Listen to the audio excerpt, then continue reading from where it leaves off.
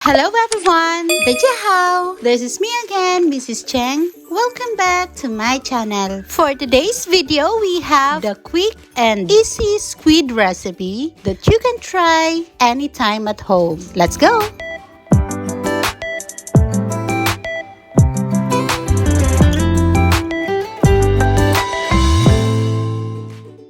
Let's now start by adding oil on a heated pan.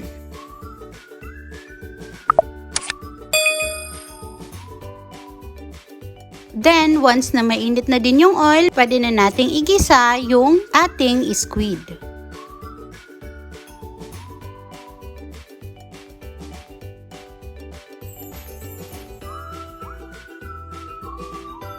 Mabilis maluto ang squid, kaya igisa lang natin ito for about a minute or two.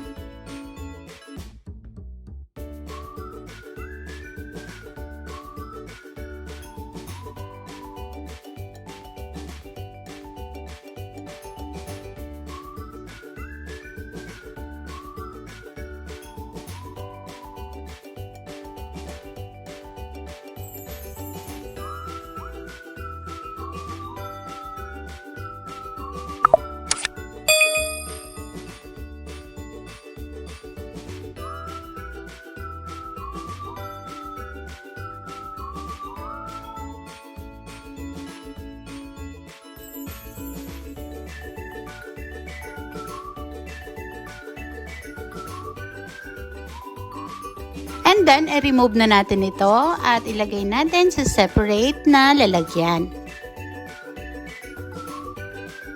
Ngayon, mag-add ulit tayo ng small amount of oil sa pan. Mag-i-start na tayo mag-isa. Unahin natin ang ginger. Then, add na rin natin ang bawang.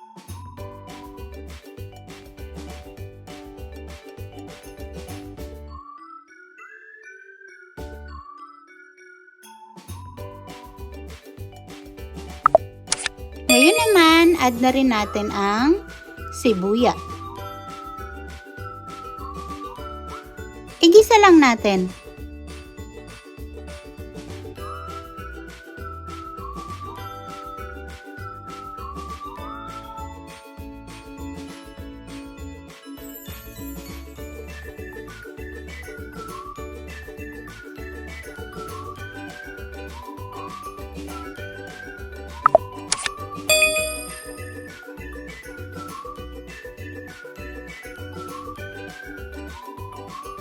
And this time, pwede na nating i-add yung green and red pepper.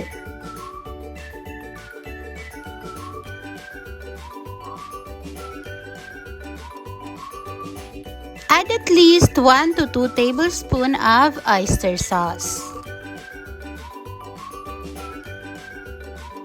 And then 1 tablespoon of light soy sauce.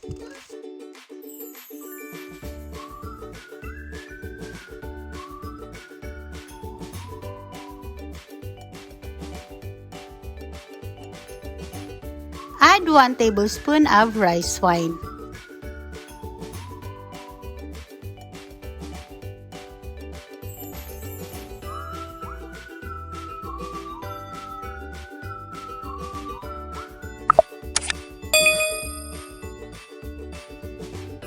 Add pepper.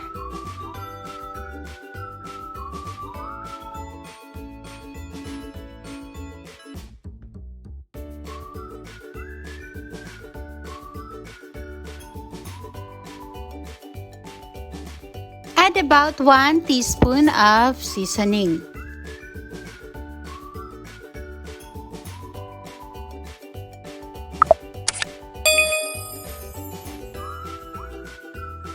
Add a half cup of water para may sarsa. Pero po pwedeng hindi na mag-add ng water. Yung asawa ko kasi prefer niya yung may konting sabaw kasi gusto niya yung sinasabaw sa kanin.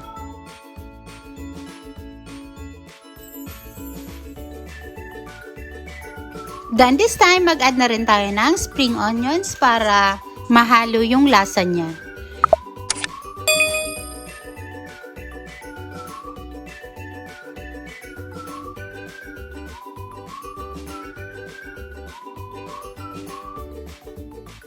natin ngayon yung ating squid. And then, haluin lang natin.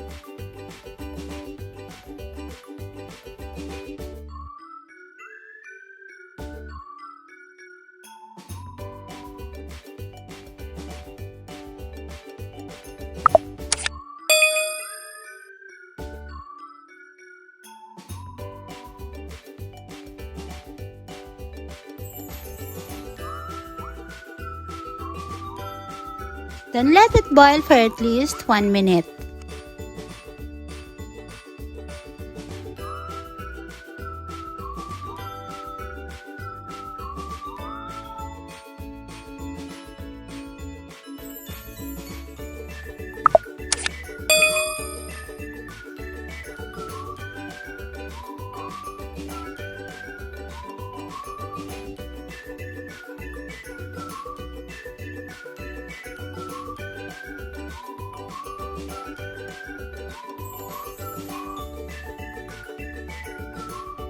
Time is up! Patayin na natin ang stove at i-transfer na natin ito sa lalagyan.